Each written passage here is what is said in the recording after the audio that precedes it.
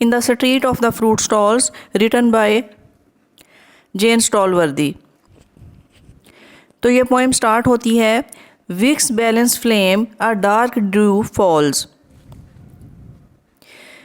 Vicks mean candle या दिए जो कि तेल में जलते हैं और इनमें मौजूद धागे की मदद से जलती हुई आग, आग का शोला, आग का एक मतवाज़न शोला। बैलेंस कहा जाता है एक तवाज़न,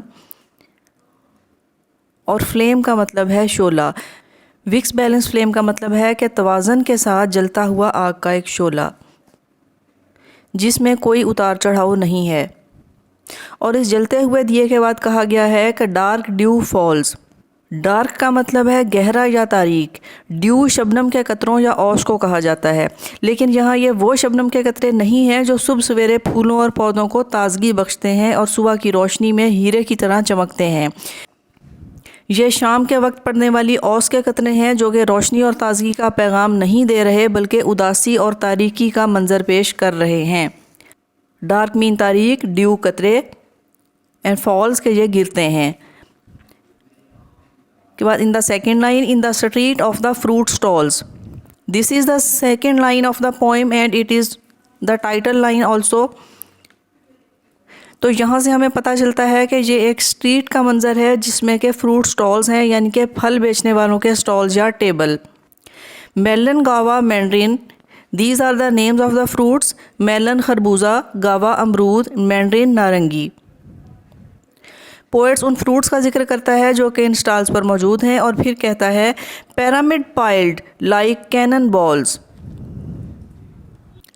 पैरामिड एक शेप है, ये एक ट्रायंगल शेप है, ऐसी शेप जो कि चारों तरफ से त्रिकोण की शक्ल में है और ऊपर एक नोक की शक्ल में है। ये सब त्रिकोण आपस में मिलती हैं।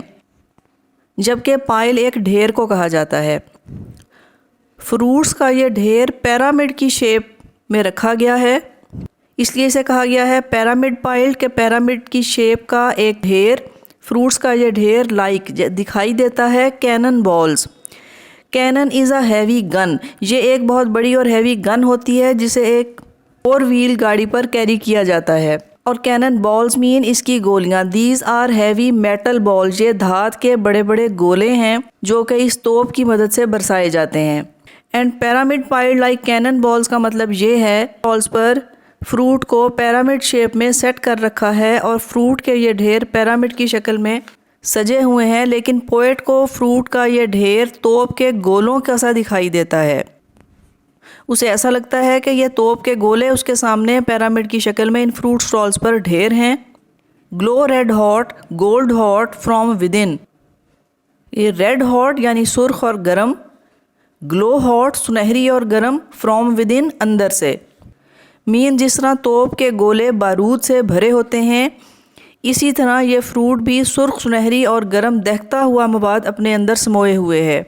इनके फ्रूट अपने अंदर जो जूस और जो पल्प रखते हैं, पोएट को ये फ्रूट के गोलों के माने दिखाई देता है। जिस तरह ये गोले बारूद या ख़तरनाक मवाद से भरे हुए हैं, इसी तरह ये फ्रूट, इनका जूस और पल्प भी अपने अंदर दहकता हुआ सुर्ख और सुनहरी मादा रखता है। फ्रूट जो कि ज़िंदगी, तवानाई और खुशगवार एहसास से भरपूर होते हैं, लेकिन पोएट को उन्हें देखकर तोप के गोलों का ख्याल आता है। इसकी वजह यह है कि ये वार टाइम है, यानी कि जंग हो रही है और वो सख्त मुश्किल, खौफ और तबाही के दौर से गुजर रहे हैं। पोएट इस मुश्किल और तबाहकुन हालात व वाक़यात की वजह से एक ऐसी कैफियत से दो चार है जहाँ हर घड़ी तबाही का खौफ है। स्टॉल पर सजे हुए फल इसे मेटल बॉल्स की तरह दिखाई देते हैं और जो कि मिठास, तवानाई, जायका और ज़िंदगी से भरपूर है, शायर को एक तबाहकुन बारूद की मानद दिखाई देता है। ये दरअसल पोएट की अपनी अंदरूनी कैफियत को जाहिर करता है।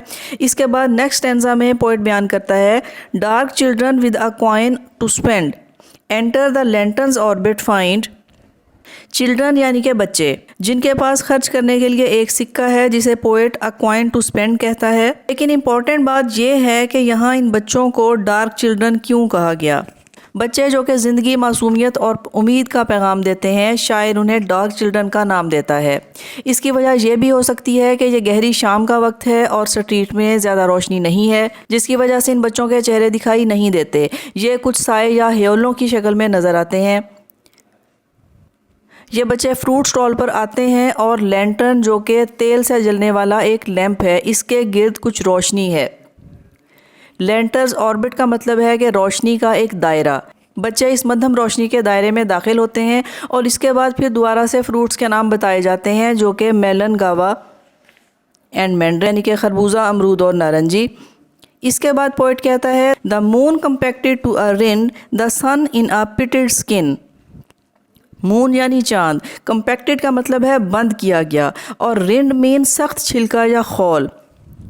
यहाँ मुराद है फ्रूट के सख्त छिलके में चांद को बंद किया गया है। और द सन यानी कि सूरज, इन a pitted skin.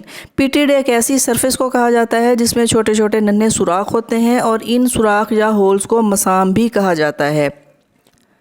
Pitted skin कहा जाता है मसामदार सतह, यानी कि ऐसी सतह जिसमें ये मसाम या पोर्स, ये नन्हे होल्स हों। तो यहाँ ऐसा लगता है कि सन एक मसामदार खौल में बंद है। सन यानी कि सूरज एक मसामदार खौल में बंद है। अब यहाँ इस दूसरी लाइन में कंपेक्टेड का लफ्ज़ दोबारा इस्तेमाल नहीं किया गया, लेकिन हम समझ सकते हैं कि पोएट इन फलों के खौल में चांद और सूरज की रोशनी और एनर्जी को कैद देखता है कि जैसे ही इन फ्रूट्स को खोला या काटा जाएगा, ये तोप के गोलों की मानद फट पड़ेंगे, और सूरज जो कि ज़िंदगी और तवानाई का सोर्स है, ये ज़िंदगी भी अता करता है और तबाही भी ला सकता है। यहाँ कुछ ऐसा ज़ाहिर होता है कि शायर इस चांद और सूरज को ज़िंदगी और तवानाई की अलामत ख्याल करता है, जो कि इन फ्रूट्स में कैद है, और बच्चे इसे हासिल करना चाहते हैं, क्योंकि इसके बाद कहा गया है they take it, break it open, let a gold और silver fountain wet, mouth, finger, cheeks, nose, chin, radiant as lanterns, they forget the dark street I am standing in.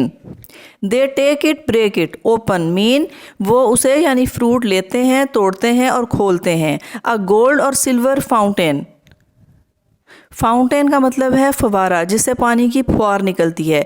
यहाँ जैसे ही बच्चे इन फ्रूट्स को खोलते हैं, इनका मीठा और चमकदार रस या पल्प एक फवारे की तरह तेज़ी से बाहर आता है। Because they are full of juice and this juice is hot and golden, and this juice is hot, golden और silver। एक गर्म यानी कि तवानाई लिए हुए है। That comes out like a fountain and it makes their mouth, finger, cheeks, nose, chin wet। Wet यानी कि गीला। फलों का ये जूस बच्चों के चेहरों को गीला कर देता है। यहाँ पोएट इनके चेहरों की डिटेल बयान करता है, यानी कि माउथ, चीक्स उनके गाल, नोज़, चिन थोड़ी, एंड फिंगर्स, चूँकि फ्रूट्स उनके हाथ में है और वो उसे तोड़ते हुए अपने माउथ तक ले जाते हैं, और उनसे निकलने वाला रस इनके हाथों के उंगलियों और चेहरे को गीला कर देता है। This juice is full of light and energy like a sun and moon that makes children face radiant. Radiant mean चमकना, चमकदार। बच्चों के चेहरे इस जूस और इससे हासिल होने वाली खुशी और तवानाई से चमकने लगते हैं कि जिस तरह लेंटर्स यानी कि लैंप रोशन है, बच्चों के चेहरे भी उसी तरह से रोशन दिखाई देने लगते हैं, यानी लैंटर्स की तरह चमकते हुए रोशन चेहरे। रेडिएंट एज लैंटर्स मीन के लैंटर्स की तरह रोशन और चमकते हुए। They forget, they is use for children.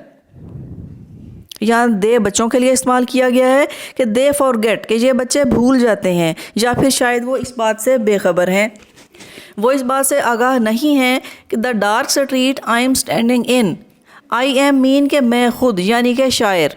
Dark street तारीक या अंधेरी गली, के पोएट इस तारीक गली में खड़ा है। पोएट इस तारीक गली में खड़े हुए ये सब देखता है, लेकिन बच्चे इसकी तरफ तवज्जो नहीं करते और ना ही इसकी मौजूदगी से वाकिफ़ हैं। Here poet shows two aspects of life. Street is dark. Darkness symbolizes gloom, sadness, hopelessness, crime and uncertainty, destruction, because it is wartime. Poet and his country is suffering from a critical circumstances. जंग में होने वाली तबाही ने उन्हें अपनी लपेट में ले रखा है और उन्हें बहुत मुश्किल और कठिन हालात का सामना है। शायर खौफ और बेयकीनी का शिकार है और वो इस तारीक गली में खड़ा है। उसकी ज़हनी कैफियत का अंदाज़ा इस बात से लगाया जा सकता है कि फ्रूट को देखते हुए भी उसे तोप के गोलियों का ख्याल आता है, लेकिन चिल्ड्रन यानी कि बच्चे हालात की संगीनी से नावाकिफ़ हैं। दरअसल ये बच्चे उम्मीद और ज़िंदगी का सिंबल हैं। वो इन फ्रूट से लुत्फ़अंदोज़ होते हैं और तवानाई हासिल करते हैं। बच्चे खुश हैं और अपने इर्द गिर्द के माहौल से बेखबर हैं। They are unaware of their surroundings. They do not know about the poet who is standing in the street looking at them. Their actions and their faces. Symbolically शायर को इस मुश्किल और कड़े वक्त में उम्मीद और रोशनी की किरण नज़र आती है। ये उम्मीद और रोशनी बच्चों की शक्ल में है ये उम्मीद और नई ज़िंदगी बच्चों की शक्ल में प्रेजेंट की गई है। Because children are unaware of this dark time, they can live and enjoy their lives better. तो यहाँ शायर ये उम्मीद करता हुआ नज़र आता है कि आने वाली नस्ल, नेक्स्ट जनरेशन अच्छा वक्त देखेंगी। And he hopes that our next generation will not face the destructions of war. These childrens, our next generation, they will blessed with a new life of peace and happiness.